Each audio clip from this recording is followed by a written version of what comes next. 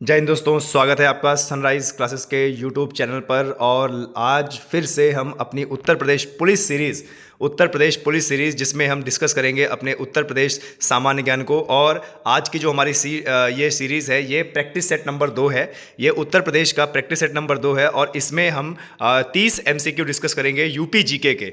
Uttar Pradesh police का ये UP GK special है। उत्तर प्रदेश पुलिस का री एग्ज़ाम जो आपका अगस्त में होने वाला है, और उसके लिए ये यूपी जीके की प्रैक्टिस सेट सीरीज़ है और इसमें 30 क्वेश्चंस हैं और 30 क्वेश्चंस को हम आपके सामने डिस्कस करेंगे और एक्स्ट्रा भी बताएंगे। जो चीज़ हम एक्स्ट्रा बताएं उसको कृपया अपनी कॉपी में लिख लें और आप देखें कि इस 30 प्रश्नों में से आपको कितने प्रश्न आते हैं। लेकिन उससे पहले छात्रों, सभी छात्र चैनल को शेयर करें और दूसरों को भी बताएं, कमेंट करें, और अगर सब्सक्राइब नहीं किया है तो सब्सक्राइब भी करें। ठीक है, तो चलिए आगे बढ़ते हैं और देखते हैं हमारा पहला प्रश्न। ठीक है, आज की क्लास का पहला प्रश्न क्या लिखा हुआ है? उत्तर प्रदेश को पूर्व में किस नाम से जाना जाता था? उत्तर प्रदेश को पूर्व में किस नाम से जाना जाता था? ये आपके ऑप्शन है यूनाइटेड प्रोविंसेस, आर्य प्रदेश, अवध प्रांत या उत्तरी प्रांत। ठीक है, ध्यान दीजिएगा और सोच समझ के अपना उत्तर लगाएं। सोच समझ के अपना उत्तर लगाएं, इसलिए क्योंकि ये बहुत महत्वपूर्ण आपके लिए होने वाला है। ठीक है, तो उत्तर प्रदेश को पूर्व में किस नाम से जाना जाता था? यूनाइटेड प्रोविंसेस, आर्य प्रदेश या अवध प्रांत या उत्तरी प्रांत। तो जो छात्र इसमें उत्तर लगा रहे हैं यूनाइटेड प्रोविंसेस, बिल्कुल सही है, क्योंकि उत्तर प्रदेश को पहले संयुक्त प्रांत बोला जाता था। उत्तर प्रदेश को पहले संयुक्त प्रांत बोला जाता था और जिसका मतलब है यूनाइटेड प्रोविंसेस। तो जो भी छात्र यूनाइटेड प्रोविंसेस लगा रहा है बिल्कुल सही है। और अगर आपसे पूछ ले कि संयुक्त प्रांत कब से बोला जा रहा है, तो लगभग 1937 तक बोला गया था। 1937 तक इसको बोला गया था क्या? संयुक्त प्रांत। ठीक है, आया समझ में? चलिए आगे बढ़ते हैं और देखते हैं कि हमारा जो नेक्स्ट क्वेश्चन है वो क्या है और कैसे हमारे लिए इंपॉर्टेंट हो सकता है। उत्तर प्रदेश में मुख्यमंत्री पद पर सबसे अधिक समय तक रहने वाले व्यक्ति का नाम बताएं, या वो व्यक्ति कौन है जो उत्तर प्रदेश के मुख्यमंत्री थे और उनका सबसे लंबा कार्यकाल रहा है। ऑप्शन है आपका गोविंद वल्लभ पंत, श्री नारायण दत्त तिवारी, चौधरी चरण सिंह या हेमवती नंदन बहुगुणा। ठीक है, तो चलिए सोच समझ के अपना उत्तर लगाइए। क्या हो सकता है आपका उत्तर? उत्तर प्रदेश के वह व्यक्ति जो मुख्यमंत्री पद पर बने थे और सबसे अधिक समय तक, लंबे समय तक बने रहे। तो जो भी छात्र यहां पर गोविंद वल्लभ पंत लगा रहा है बिल्कुल सही उत्तर लगा रहा है। जो भी छात्र यहां पर गोविंद वल्लभ पंत लगा रहा है बिल्कुल सही है। गोविंद वल्लभ पंत हमारे वो व्यक्ति हैं जो हमारे उत्तर प्रदेश में मुख्यमंत्री पद पर सबसे लंबे समय तक बने रहे। और जब भी नाम आता है गोविंद वल्लभ पंत का, तो ध्यान देना, भारत की सबसे बड़ी कृत्रिम झील जो है वो इन्हीं के नाम पर है, गोविंद वल्लभ पंत सागर झील, जो कि सोनभद्र में है। कहां पे भैया? सोनभद्र में। गोविंद वल्लभ पंत झील, सागर झील, जो कहां पे? सोनभद्र में है। रिहंद नदी का पानी इसमें आता है। ठीक है, तो ध्यान रखना है। जब भी बात होती है चौधरी चरण सिंह की, तो ध्यान देना, चौधरी चरण सिंह हमारे उत्तर प्रदेश के वो मुख्यमंत्री थे जो बाद में प्रधानमंत्री भी बने। ध्यान देना, चौधरी चरण सिंह हमारे उत्तर प्रदेश के वो मुख्यमंत्री थे जो बाद में प्रधानमंत्री भी बने। और चौधरी चरण सिंह को किसानों का नेता कहा जाता है। क्या कहा जाता है? किसानों का नेता कहा जाता है। ठीक है, चलिए आगे बढ़ते हैं और देखते हैं कि अगला जीके जीएस किस प्रकार से हमारे लिए इंपॉर्टेंट है। उत्तर प्रदेश के मुख्यमंत्री की नियुक्ति कौन करता है? बहुत बढ़िया सवाल है, संविधान का ये प्रश्न है। उत्तर प्रदेश के मुख्यमंत्री की नियुक्ति कौन करता है? अगर यहाँ पर उत्तर प्रदेश भी नहीं होता और खाली राज्य होता कि किसी भी राज्य के मुख्यमंत्री की नियुक्ति कौन करता है, तो ऑप्शन है आपके प्रधानमंत्री, संसद, मुख्य न्यायाधीश या राज्यपाल। ठीक है, ध्यान देना, यहाँ किस लेवल की बात की जा रही है? यहाँ राज्य लेवल की बात की जा रही है। और किसकी बात की जा रही है? सीएम की। ठीक है, तो ध्यान देना, भारत के किसी भी राज्य के यदि सीएम की बात होगी तो उसकी नियुक्ति हमेशा कौन करेगा? राज्यपाल करेगा। उसकी नियुक्ति कौन करेगा भाई? हमेशा राज्यपाल करेगा। ध्यान देना, राज्यपाल राज्य का हेड होता है। ठीक है, ध्यान दीजिएगा, राज्यपाल राज्य का प्रथम व्यक्ति होता है और यही सबसे बड़ी से बड़ी, छोटी से छोटी नियुक्ति राज्य लेवल में करता है। तो सीएम की नियुक्ति कौन करेगा? राज्यपाल करेगा। और सीएम के जितने भी मिनिस्टर होते हैं उसकी भी नियुक्ति कौन करेगा? राज्यपाल करेगा। ठीक है, वहीं हम पीएम की बात करें तो पीएम की नियुक्ति करता है राष्ट्रपति। ध्यान देना, पीएम की नियुक्ति करता है कौन? राष्ट्रपति। और पीएम के जितने मंत्री होते हैं उनकी भी नियुक्ति करता है राष्ट्रपति। ठीक है, चलिए आगे बढ़ते हैं और देखते हैं कि अगला हमारा जीके जीएस क्या है। उत्तर प्रदेश में राज्यपाल की नियुक्ति कौन करता है? ठीक है, ये उत्तर प्रदेश नाम है। किसी भी राज्य के राज्यपाल की बात करेंगे तो देखते हैं उनकी नियुक्ति कौन करता है? प्रधानमंत्री, गृह मंत्री, मुख्यमंत्री या राष्ट्रपति। तो चलिए अपना उत्तर लगाने की कोशिश कीजिए कि उत्तर क्या होगा इसमें। उत्तर प्रदेश के राज्यपाल की नियुक्ति कौन करता है? प्रधानमंत्री, गृह मंत्री, मुख्यमंत्री या राष्ट्रपति। तो ध्यान देना, किसी भी राज्य की बात होगी, किसी भी राज्य की बात होगी, किसी भी राज्य के राज्यपाल को नियुक्त करता है कौन? राष्ट्रपति। राज्यपाल केंद्र लेवल का अधिकारी होता है और किसी भी राज्य का संवैधानिक प्रमुख होता है। और राज्यपाल राज्य का प्रमुख और प्रथम व्यक्ति तो होता ही है, लेकिन इसकी नियुक्ति करता है कौन? राष्ट्रपति। भारत के किसी भी राज्य के राज्यपाल की नियुक्ति कौन करेगा? राष्ट्रपति करेगा। ठीक है, तो यहां पर आपको यह ध्यान देना है। ठीक है, चलिए छात्रों आगे बढ़ते हैं और देखते हैं कि कौन कौन से यूपी जीके के इंपॉर्टेंट हैं हमारे लिए। ठीक है, क्या है? बौद्ध धर्म की वज्रायन शाखा, ध्यान देना यहां पे क्या बोल रहा है? बौद्ध धर्म की वज्रायन शाखा का उदय उत्तर प्रदेश में कहां पर हुआ है? ठीक है, बौद्ध धर्म की वज्रायन शाखा का उदय उत्तर प्रदेश में कहां हुआ है? बुंदेलखंड, सारनाथ, प्रयागराज या मथुरा। ठीक है, तो चलिए बड़ा सोच समझ के आपको जो है उत्तर लगाना है, बड़ा सोच समझ के आपको उत्तर लगाना है, क्योंकि इसी प्रकार के जो प्रश्न हैं वो आपके यूपी जीके में आने वाले हैं। और छात्रों ये मेरा आप सभी से वादा है कि यूपी जीके में जितनी भी मैं क्लास लूंगा और इसी क्लासों में से आपके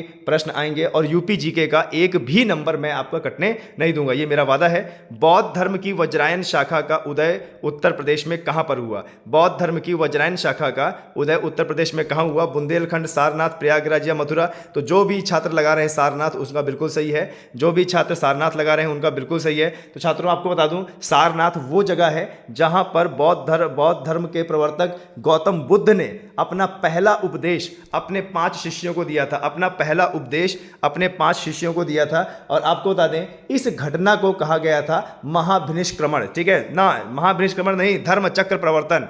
जब उन्होंने अपने 5 शिष्यों को सारनाथ, बनारस के सारनाथ में शिक्षा दी, अपने उपदेश दिए, तो इस घटना को कहा गया धर्म चक्र प्रवर्तन। और जब गौतम बुद्ध अपने घर से निकले उसको बोला गया महाभिनिष्क्रमण। और जब गौतम बुद्ध की मृत्यु हुई कहां पर? कुशीनगर में, उत्तर प्रदेश के कुशीनगर में उनकी मृत्यु हुई, तब बोला गया महापरिनिर्वाण। ठीक है, चलिए आगे बढ़ते हैं और देखते हैं अगला क्वेश्चन क्या कह रहा है। अगला क्वेश्चन है आपका, ध्यान दीजिएगा, अगला क्वेश्चन है आपका, क्या बोल रहा है? किस सन में उत्तर प्रदेश का नाम संयुक्त प्रांत रखा गया? ठीक है, किस सन में उत्तर प्रदेश का नाम संयुक्त प्रांत रखा गया? ये आपसे एग्जाम में बहुत ज्यादा पूछा जा सकता है। किस सन में उत्तर प्रदेश का नाम संयुक्त प्रांत रखा गया? तो उत्तर क्या होगा? 1937। 1937 के समय में यूपी को संयुक्त प्रांत बोलते थे और बाद में आगे चलकर इसका नाम यूपी रखा गया। और आपको बता दें 26 जनवरी को उत्तर प्रदेश स्थापना दिवस मनाया जाता है। ठीक है, 26 जनवरी को उत्तर प्रदेश स्थापना दिवस मनाया जाता है। और उत्तर प्रदेश का पुनर्गठन अगर पूछ ले कि उत्तर प्रदेश का पुनर्गठन कब हुआ है, तो भैया 1 नवंबर 1956, 1 नवंबर 1956 को उत्तर प्रदेश का पुनर्गठन हुआ है। और उत्तर प्रदेश स्थापना दिवस मनाया जाता है 26 जनवरी। थोड़ा सा गलत बता दिया यहाँ पे, 26 जनवरी थोड़ा सा गलत बता दिया। यहाँ पर उत्तर प्रदेश जो पुनर्गठन, ध्यान देना, उत्तर प्रदेश जो पुनर्गठन, सॉरी यहाँ पे थोड़ा गलत हो रहा है। उत्तर प्रदेश स्थापना दिवस मनाया जाता है 24 जनवरी को, ध्यान देना, उत्तर प्रदेश स्थापना दिवस मनाया जाता है 24 जनवरी को। और अगर पूछ ले कि इसका पुनर्गठन कब किया होता है, तो 1 नवंबर 1956 में इसका पुनर्गठन किया गया था। उत्तर प्रदेश का पुनर्गठन 1 नवंबर 1956 को और उत्तर प्रदेश स्थापना दिवस 24 जनवरी को मनाया जाता है। ठीक है, ध्यान दीजिएगा। और उत्तर प्रदेश राज्य की स्थापना कब हुई है? 24 जनवरी 1950। और ये जो डेट बता रहा हूं 24 जनवरी 1950, इसको याद रखना है। 24 जनवरी 1950 को संविधान अंतिम बार पढ़ा गया था और 24 जनवरी 1950 को राष्ट्रगीत और राष्ट्रगान को अपनाया गया था। ठीक है, तो ये याद रखना है। इसका उत्तर हो जाएगा 1937। ठीक है, चलिए आगे बढ़ते हैं और देखते हैं कि अगला हमारा प्रश्न क्या है। उत्तर प्रदेश के किसान आंदोलन का नेतृत्व किसने किया था? ठीक है, उत्तर प्रदेश के किसान आंदोलन का नेतृत्व किसने किया था? महात्मा गांधी, चौधरी चरण सिंह, सरदार वल्लभ भाई पटेल या पंडित जवाहरलाल नेहरू। चलिए फटाफट अपने उत्तर लगाइए कि क्या उत्तर आपका हो सकता है। उत्तर प्रदेश के किसान आंदोलन का नेतृत्व किसने किया था? ठीक है, बहुत इंपॉर्टेंट प्रश्न है, आपके यूपी जीके में बहुत अच्छे तरीके से आ सकते हैं। तो उत्तर प्रदेश के किसान आंदोलन का नेतृत्व किया था चौधरी चरण सिंह ने। और चौधरी चरण सिंह को किसानों का मसीहा भी कहा जाता है, किसानों का नेता भी कहा जाता है। और चौधरी चरण सिंह यूनिवर्सिटी, ध्यान दीजिएगा, चौधरी चरण सिंह यूनिवर्सिटी कहाँ बनी है? मेरठ में। ठीक है, और चौधरी चरण सिंह वो व्यक्ति हैं जो उत्तर प्रदेश के सीएम तो थे ही और भारत के प्रधानमंत्री भी बने। तो ये नाम याद रखना है, चौधरी चरण सिंह। ठीक है, आगे बढ़ते हैं और आगे क्या जरा देखिए। उत्तर प्रदेश में सामूगढ़ का प्रसिद्ध युद्ध कब हुआ था? ठीक है, उत्तर प्रदेश में, ध्यान देना, उत्तर प्रदेश में सामूगढ़ का प्रसिद्ध युद्ध कब हुआ था? तो आपको बता दें उत्तर प्रदेश का जो प्रसिद्ध युद्ध है, कौन सा युद्ध?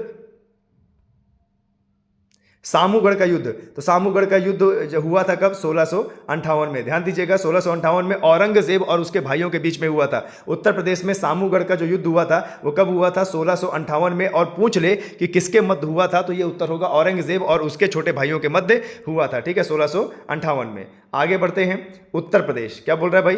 उत्तर प्रदेश में अयोध्या में स्थित शिलालेख किस काल का है? ठीक है, उत्तर प्रदेश में अयोध्या में स्थित शिलालेख किस काल का है? मौर्योत्तर काल का है, गुप्त काल का है, शुंग काल का है या कुषाण काल का है? ठीक है, उत्तर प्रदेश में अयोध्या में स्थित शिलालेख किस काल का है? मौर्य काल का है, गुप्त काल का है, शुंग काल का है, कुषाण काल का है? तो जो भी छात्र इसमें मौर्य काल लगा रहे हैं बिल्कुल सही है। उत्तर प्रदेश में अयोध्या में स्थित शिलालेख जो है वह मौर्य काल का है, क्योंकि यह सब पूरा का पूरा उस समय मगध क्षेत्र में आता था। ठीक है, चलिए आगे बढ़ते हैं। 10वां क्वेश्चन देखते हैं कि 10वां क्वेश्चन क्या इंपॉर्टेंट है हमारे लिए। उत्तर प्रदेश कितने संभागों में बटा हुआ है? ठीक है, ध्यान दीजिएगा, ये प्रश्न बार बार रिपीटेडली एग्जाम में पूछा जाता है। ठीक है, उत्तर प्रदेश कितने संभागों में विभक्त है? उत्तर प्रदेश कितने मंडल में विभक्त है? संभाग की जगह मंडल आ जाए तो भी बिल्कुल सही है। 12, 15, 13 या 18। ठीक है, उत्तर प्रदेश कितने संभागों या मंडल में विभक्त है? 12, 15, 13 या 18। तो जो भी छात्र इसमें 18 लगा रहे हैं बिल्कुल सही है। हमारे उत्तर प्रदेश में टोटल 18 मंडल हैं।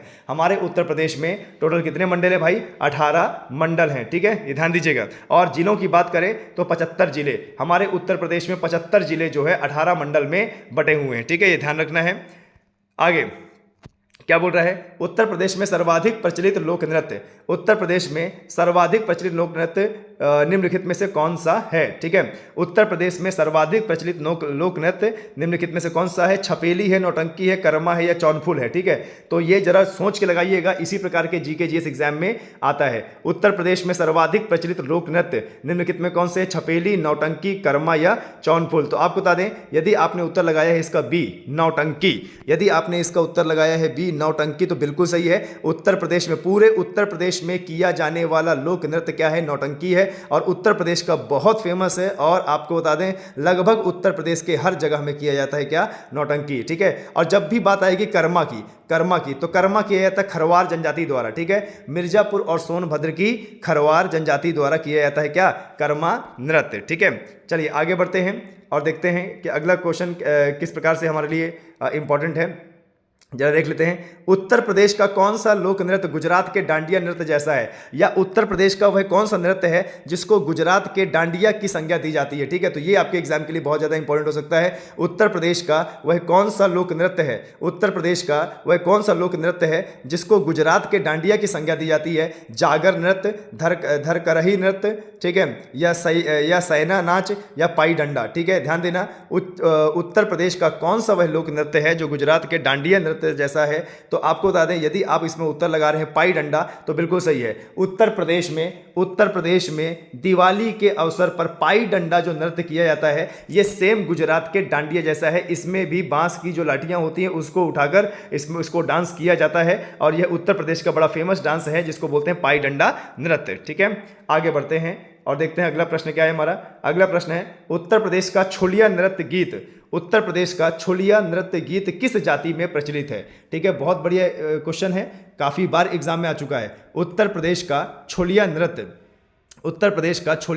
गीत किस जाति में प्रचलित है? पासी, धोबी, कहार या राजपूत? तो देखो, ये छोलिया नृत्य है ना, ये छोलिया नृत्य राजपूत में बहुत ज़्यादा फेमस है। उत्तर प्रदेश के जो राजपूत हैं उसमें बहुत ज़्यादा फेमस है छोलिया नृत्य। ये राजपूतों द्वारा किया जाता है और विवाह समारोह पर किया जाता है। ध्यान देना, विवाह अवसरों पर या पुत्र प्राप्ति अवसर पर किया जाता है राजपूतों द्वारा छोलिया नृत्य। तो ये आपको ध्यान रखना, ठीक है। इसके बाद एक आता है धोबिया नृत्य। धोबिया नृत्य धोबी जाति द्वारा किया जाता है। ध्यान देना, धोबिया नृत्य धोबी जाति द्वारा किया जाता है। ठीक है, आगे बढ़ते हैं। उत्तर प्रदेश में तांबा किस जिले में पाया जाता है? उत्तर प्रदेश में तांबा, उत्तर प्रदेश में जो तांबा खनिज है यह किस जिले में पाया जाता है? ये आपको पता होना चाहिए क्योंकि काफ़ी बार एग्जाम में आया हुआ है। उत्तर प्रदेश में खनिज के संसाधन कहाँ कहाँ पर हैं और कौन कौन से खनिज कहाँ कहाँ पाए जाते हैं, ये आपको एकदम रटा हुआ होना चाहिए। तो उत्तर क्या बोल रहा है? मिर्जापुर, बांदा, हमीरपुर या ललितपुर? तो उत्तर प्रदेश में तांबा किस जिले में पाया जाता है? उत्तर क्या होगा इसका? ललितपुर जिले में। ध्यान देना, उत्तर प्रदेश के ललितपुर जिले में तांबा पाया जाता है। और पूरे भारत में अगर पूछ ले कि सबसे ज़्यादा तांबा कहाँ पाया जाता है, तो वो पाया जाता है कहाँ भैया? राजस्थान में। कहाँ पाया जाता है? राजस्थान के खेतड़ी क्षेत्र में पाया जाता है। ठीक है, फिलहाल उत्तर प्रदेश में तांबा कहाँ पाया जाता है? ललितपुर में। और अगर पूछ ले कि काली मृदा कहाँ पाई जाती है, तो वो भी ललितपुर है। और पूछ ले कि उत्तर प्रदेश में यूरेनियम कहाँ पाया जाता है, तो वो भी क्या है? ललितपुर है। और ललितपुर एक ऐसा जिला है जो मध्य प्रदेश से तीनों तरफ से घिरा हुआ है। ठीक है, ललितपुर का माता टीला बांध, लिखते जाइएगा, छापते जाइएगा, ललितपुर का माता टीला बांध बेतवा नदी पर स्थित है। ठीक है, चलिए आगे बढ़ते हैं। क्या बोला जरा देखिए, उत्तर प्रदेश में कौन सी मिट्टी सर्वाधिक पाई जाती है? उत्तर प्रदेश में कौन सी मिट्टी सर्वाधिक पाई जाती है? यह बहुत बार एग्जाम में पूछा जाता है। तो लाल दोमट मिट्टी, जलोढ़ दोमट, या बलुई मिट्टी, या लाल व काली मिश्रित मिट्टी। ठीक है, तो आपको बता दें जो उत्तर प्रदेश है ना, उत्तर प्रदेश में हिमालयी नदियां और पठारी नदियां, ध्यान दीजिएगा, उत्तर प्रदेश में हिमालयी नदियाँ और दक्षिण के पठारी नदियाँ ये आपस में मिलती हैं। और उत्तर प्रदेश की सबसे लंबी नदी गंगा नदी है। और गंगा नदी की सहायक नदी कौन सी है? गंगा नदी की सहायक नदी आपका जैसे घग्गर नदी है, सरयू नदी है, और गोमती नदी है, और यमुना नदी है। ये सब के सब अवसाद बहा के लाती हैं। और हमारा पूरा का पूरा उत्तर प्रदेश अवसादी मिट्टी से बना है। यानी हमारे उत्तर प्रदेश में सर्वाधिक मिट्टी पाई जाती है जलोढ़ दोमट मिट्टी। कौन सी? जलोढ़ दोमट मिट्टी। क्यों? नदियों द्वारा अवसाद बहा के लाती हैं ये। ठीक है, आगे बढ़ेंगे और आगे देखेंगे कौन सा प्रश्न है। उत्तर प्रदेश में यूरेनियम का भंडार कहाँ पाया जाता है? देखिए दोस्तों, मैंने अभी बताया कि उत्तर प्रदेश में यूरेनियम का भंडार कहाँ पाया जाता है। मैंने अभी थोड़ी देर पहले आपको बताया कि उत्तर प्रदेश में यूरेनियम का भंडार कहाँ पाया जाता है। तो उत्तर प्रदेश में यूरेनियम का भंडार पाया जाता है कहाँ पे? ललितपुर में। उत्तर प्रदेश के ललितपुर जिले में पाया जाता है यूरेनियम का भंडार। और यहाँ पर क्या पाया जाता है? यहाँ पे तांबा भी पाया जाता है। कहाँ? क्या भैया? यहाँ पे तांबा भी पाया जाता है। ठीक है, आगे करते हैं। अच्छा, यहाँ पर बांदा जिला है, तो जब भी बांदा जिला की बात होगी तो बांदा की केन नदी में हीरे पाए जाते हैं। बांदा की केन नदी में हीरे पाए जाते हैं। और बांदा के सजर पत्थर को मिला है क्या? GI tag. ठीक है, आगे बढ़ते हैं और देखते हैं अगला प्रश्न क्या है। उत्तर प्रदेश के किस स्थान पर गन्ने की खोई से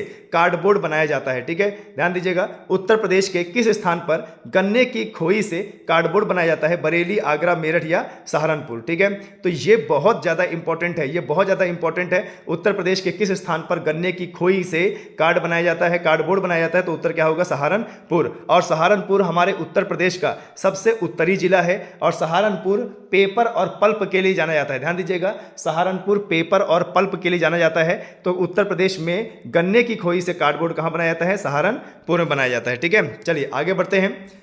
अगला देख लेते हैं कि अगला प्रश्न क्या है और हमारे लिए किस प्रकार से इंपॉर्टेंट है। उत्तर प्रदेश के किस क्षेत्र में थारू जनजाति पाई जाती है? बिल्कुल सही प्रश्न, बार बार पूछा जाने वाला प्रश्न। उत्तर प्रदेश के किस क्षेत्र में थारू जनजाति निवास करती है? तो आपको बता दें, उत्तर प्रदेश के तराई क्षेत्र में, उत्तर प्रदेश के तराई क्षेत्र में थारू जनजाति निवास करती है। और उत्तर प्रदेश की सबसे बड़ी जनजाति समूह है थारू। उत्तर प्रदेश की सबसे बड़ी जनजाति है थारू और सबसे ज़्यादा निवास करती है गोरखपुर में। सबसे ज़्यादा निवास करती है कहाँ भाई? गोरखपुर में। ठीक है, यही थारू जनजाति दीपावली को शोक के रूप में मनाती है। ठीक है, आगे बढ़ते हैं।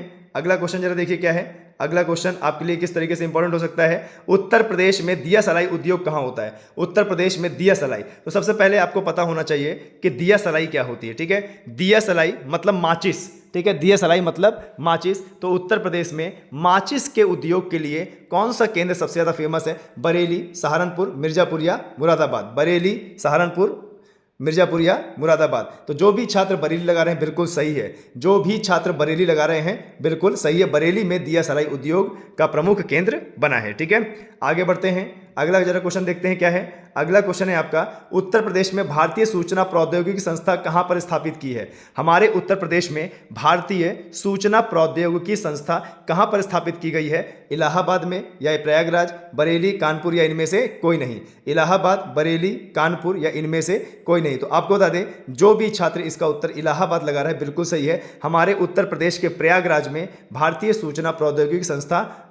स्थापित है। ठीक है, और यहीं पर है विज्ञान भवन। इलाहाबाद में ही क्या है? विज्ञान भवन है। इलाहाबाद में ही क्या है? अल्फ्रेड पार्क है, जो कि चंद्रशेखर आजाद पार्क जिसको बोलते हैं। और इलाहाबाद में ही इंदिरा भवन भी है। ठीक है, चलिए आगे बढ़ते हैं और देखते हैं कि अगला जो हमारा प्रश्न है वो क्या है।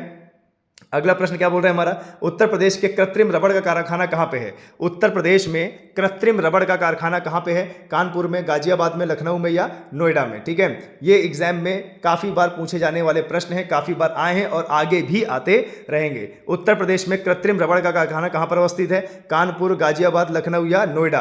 तो आपको बता दें, उत्तर प्रदेश में कृत्रिम रबड़ का कारखाना गाजियाबाद के मोदी नगर में है। कहाँ पे भैया, गाजियाबाद के मोदी नगर में। ठीक है, तो ध्यान देना, जो छात्र गाजियाबाद लगा रहे हैं वो बिल्कुल सही है। कानपुर चमड़ा उद्योग के लिए जाना जाता है, कानपुर चमड़ा उद्योग के लिए जाना जाता है। नोएडा जो है, नोएडा आईटी हब है हमारे उत्तर प्रदेश का नोएडा क्या है, इंफॉर्मेशन टेक्नोलॉजी हब है। क्लियर है, चलिए आगे बढ़ते हैं। 22वां प्रश्न देख लेते हैं क्या है, उत्तर प्रदेश में शस्य जलवायु क्षेत्रों की संख्या। हमारे उत्तर प्रदेश में कितने जलवायु क्षेत्र पाए जाते हैं, ये भी प्रश्न घिसा पिटा है और काफ़ी एग्जाम में पूछा जाता है, 5, 7, 11 या 9। तो आपको बता दें, हमारा उत्तर प्रदेश इतना विशाल है, हमारे उत्तर प्रदेश इतना विशाल है कि उत्तर प्रदेश में टोटल 9 जलवायु क्षेत्र पाए जाते हैं। कितने भैया, 9 जलवायु क्षेत्र पाए जाते हैं हमारे उत्तर प्रदेश में, 9 जलवायु क्षेत्र पाए जाते हैं। हमारा उत्तर प्रदेश इतना विशाल है कि उत्तर प्रदेश में 9 जलवायु क्षेत्र पाए जाते हैं। ठीक है, चलिए आगे बढ़ते हैं, अगला क्वेश्चन देखते हैं। उत्तर प्रदेश की जलवायु कैसी है, हमारे उत्तर प्रदेश की जलवायु कैसी है। ठीक है, उष्णकटिबंधीय मानसूनी है या समशीतोष्ण मानसूनी है या शीतोष्ण कटिबंधीय है या गर्म शुष्क है। ठीक है, तो आपको बता दें, हमारा जो उत्तर प्रदेश है वह कर्क रेखा के ज़्यादा नज़दीक है और कर्क रेखा से ही शुरुआत होती है हमारे उत्तर प्रदेश की। और हमारे उत्तर प्रदेश में ज़्यादातर पतझड़ वाले वन पाए जाते हैं और उत्तर प्रदेश के कई इलाके में वर्षा भी कम होती है। तो आपको बता दें, हमारा पूरा का पूरा उत्तर प्रदेश मानसून की वर्षा पर निर्भर रहता है, गर्मी ज़्यादा होती है यहाँ पर, यानी उष्ण कटिबंधीय मानसूनी जलवायु है। हमारे उत्तर प्रदेश की कैसी जलवायु है, उत्तर प्रदेश की जलवायु है उष्ण कटिबंधीय मानसूनी जलवायु। तो जो छात्र इसका ए उत्तर लगा रहे हैं बिल्कुल सही है। ठीक है, आगे बढ़ते हैं और देखते हैं कि अगला हमारा जो प्रश्न है वो क्या है, उत्तर प्रदेश में नॉलेज पार्क की स्थापना कहाँ की गई है। उत्तर प्रदेश में नॉलेज पार्क की स्थापना कहाँ की गई है। तो अभी आप सभी छात्रों को बता दूं, नॉलेज पार्क का मतलब ये होता है कि उत्तर प्रदेश में एक ऐसी जगह है जहां पर कॉलेज ही कॉलेज हैं, जहां पर किसी भी चीज़ के लिए आप पढ़ाई कर सकते हैं, कॉलेज में जा सकते हैं, जैसे BA, MA, M.Ed और BSc, MSc, MBA और BTech, M.Tech सब कर सकते हैं। तो ये जो जगह है नॉलेज पार्क की, कहाँ पर है, लखनऊ, वाराणसी, नोएडा या ग्रेटर नोएडा। तो आप बताएं सभी छात्र, तो हमारे उत्तर प्रदेश में जो नॉलेज पार्क स्थित है वो कहाँ पे है, ग्रेटर नोएडा में है। ठीक है, ध्यान दीजिएगा, वो हमारे कहाँ पर है, ग्रेटर नोएडा में है। उत्तर प्रदेश का नॉलेज पार्क कहाँ पे है, ग्रेटर नोएडा में है। ठीक है, और जब भी ग्रेटर नोएडा की बात होगी तो ध्यान देना, ग्रेटर नोएडा में बुद्धा सर्किट है, ग्रेटर नोएडा में बुद्धा सर्किट है। अब हमको क्यों पढ़ना है बुद्धा सर्किट, इसलिए पढ़ना है कि 2025 में मोटो जीपी बाइक रेस यहीं होने वाली है। ग्रेटर नोएडा के बुद्धा सर्किट में 2025 में मोटो जीपी बाइक रेस होने वाली है। ये भी करंट अफेयर है, पढ़ लीजिएगा इसको। आगे बढ़ते हैं। उत्तर प्रदेश में स्थित बरसाना का होलिकोत्सव किस नाम से जाना जाता है। ठीक है, उत्तर प्रदेश में स्थित बरसाना का होलिकोत्सव किस नाम से जाना जाता है। तो जब भी बरसाना की बात होगी मतलब किसकी, मथुरा क्षेत्र की बात हो रही है। किस क्षेत्र की बात हो रही है, मथुरा क्षेत्र की बात हो रही है। और मथुरा में लठमार होली खेली जाती है। कौन सी होली, लठमार होली खेली जाती है। उत्तर प्रदेश में स्थित बरसाना का होलिकोत्सव किस नाम से जाना जाता है, लठमार होली खेली जाती है। और उत्तर प्रदेश UP GK में मथुरा से आना कोई भी क्वेश्चन आम बात है, इसलिए मथुरा के बारे में अच्छे से पढ़ लेना। देखो, झूला नृत्य, चरकुला नृत्य और रास नृत्य और रास लीला ये सब यहीं पर किया जाता है। कहाँ पे किया जाता है, मथुरा में किया जाता है। और ब्रज भाषा, ब्रज बोली भी कहाँ बोली जाती है, मथुरा के ब्रज क्षेत्र में बोली जाती है। ठीक है, चलिए आगे बढ़ते हैं। अगला जो प्रश्न है हमारा क्या है, उत्तर प्रदेश का कौन सा नगर चीनी मिट्टी के बर्तनों के लिए जाना जाता है। ठीक है, उत्तर प्रदेश का कौन सा नगर चीनी मिट्टी के बर्तनों के लिए जाना जाता है, यानी हमारे उत्तर प्रदेश का वह कौन सा जिला है जहां पर चीनी मिट्टी की भरमार है, चीनी मिट्टी का उद्योग वहां पर होता है। मुरादाबाद, खुर्जा, गोरखपुर या फिरोजाबाद। ठीक है, तो चलिए आपका जो उत्तर है वो क्या होना चाहिए, खुर्जा होना चाहिए। हमारे उत्तर प्रदेश के खुर्जा जिला वो फेमस है किसके लिए, चीनी मिट्टी के उद्योग के लिए। मुरादाबाद की बात करेंगे तो मुरादाबाद पीतल के बर्तन के लिए, और फिरोजाबाद की बात करेंगे तो चूड़ियों के लिए फेमस है कौन, फिरोजाबाद। फिलहाल इसका उत्तर क्या है, खुर्जा। ठीक है, आगे बढ़ते हैं। आगे हमारा जो प्रश्न है वो क्या है, उत्तर प्रदेश में नागरिक उड्डयन प्रशिक्षण केंद्र कहाँ पे है। उत्तर प्रदेश में नागरिक उड्डयन प्रशिक्षण केंद्र, तो हम आपको बता दें हमारे उत्तर प्रदेश में नागरिक उड्डयन प्रशिक्षण केंद्र कहाँ पे है, लखनऊ, झांसी, कानपुर या इलाहाबाद। जो भी छात्र इसमें लखनऊ लगा रहे हैं बिल्कुल सही है। हमारे उत्तर प्रदेश में लखनऊ में नागरिक उड्डयन प्रशिक्षण केंद्र है, यानी उत्तर क्या होगा, ए होगा। ठीक है, चलिए आगे बढ़ते हैं। और देखते हैं हमारा कौन कौन सा क्वेश्चन इंपॉर्टेंट है। उत्तर प्रदेश में समसपुर पक्षी विहार कहाँ पे है? उत्तर प्रदेश में समसपुर पक्षी विहार किस जिले में है? उन्नाव, गाजियाबाद, गोंडा या रायबरेली। ठीक है, तो आपको बता दें उत्तर प्रदेश का समसपुर पक्षी विहार जो कि एक रामसर स्थल भी है, ध्यान देना, उत्तर प्रदेश का जो समसपुर पक्षी विहार है यह एक प्रकार का रामस्थल भी है और हमारे उत्तर प्रदेश में टोटल 10 रामसर स्थल है। तो ये कहाँ पे है? आपका उन्नाव में है। ये कहाँ पे है? आपका उन्नाव में है। ठीक है, तो इसको याद रखना है। गोंडा सरयू नदी किनारे है, ध्यान दीजिएगा, गोंडा सरयू नदी किनारे है और गोंडा में कछुआ, ध्यान दीजिएगा, कछुआ संरक्षण रिजर्व खोला गया है। गोंडा में सरयू नदी किनारे कछुआ संरक्षण रिजर्व खोला गया है। तो ये नहीं भूलिएगा, बहुत इंपॉर्टेंट है। ठीक है, जो भी एक्स्ट्रा चीजें बता रहे हैं उसको लिखते जाइए। ठीक है, चलिए आगे बढ़ते हैं। उत्तर प्रदेश में उर्दू प्रशिक्षण एवं अनुसंधान केंद्र कहाँ पे है? उत्तर प्रदेश में उर्दू प्रशिक्षण एवं अनुसंधान केंद्र कहाँ पे है? तो आपको बता दें ये बाराबंकी, रामपुर, लखनऊ या बरेली। ठीक है, उत्तर प्रदेश में उर्दू प्रशिक्षण एवं अनुसंधान केंद्र कहाँ पे? तो जो भी छात्र इसको लखनऊ लगा रहा है बिल्कुल सही है, जो भी छात्र इसको लखनऊ लगा रहा है बिल्कुल सही है उसका उत्तर। आपको बता दें उत्तर प्रदेश में उर्दू प्रशिक्षण एवं अनुसंधान केंद्र ये लखनऊ में स्थित है और उर्दू हमारी दूसरी राजभाषा है। हमारे उत्तर प्रदेश की दूसरी राजभाषा क्या है? उर्दू है। कब अपनाई गई है? तो 1989 में अपनाई गई है। कब भैया? 1989 में। उत्तर प्रदेश की दो राजभाषा है, एक हिंदी है और क्या है? एक उर्दू है। ठीक है, चलिए छात्रों आज की क्लास का लास्ट प्रश्न जरा देख लीजिए कि लास्ट प्रश्न क्या है। आज की क्लास का लास्ट प्रश्न क्या है? आंवले का सर्वाधिक उत्पादन कहां पे किया जाता है? आंवले का सर्वाधिक उत्पादन कहां पे किया जाता है? जौनपुर, सुल्तानपुर, रायबरेली या प्रतापगढ़। ठीक है, आंवले का सर्वाधिक उत्पादन कहां किया जाता है? जौनपुर, सुल्तानपुर, रायबरेली या प्रतापगढ़। तो आपको बता दें अगर आपका उत्तर प्रतापगढ़ है तो बिल्कुल सही है। प्रतापगढ़ पूरे उत्तर प्रदेश में सबसे ज्यादा आंवले का उत्पादन करता है और प्रतापगढ़ का ओडीओपी, प्रतापगढ़ का वन डिस्ट्रिक्ट वन प्रोडक्ट भी क्या है? आंवला है। ठीक है, तो ध्यान देना इसका उत्तर क्या है? प्रतापगढ़ है। ठीक है, चलिए यहां से हमारी आज का जो सीरीज है वो समाप्त हुआ। कल फिर यूपी जीके की सीरीज लेके आएंगे। तब तक के लिए जय हिंद और जय भारत। हमारे चैनल को शेयर करें और सब्सक्राइब करें।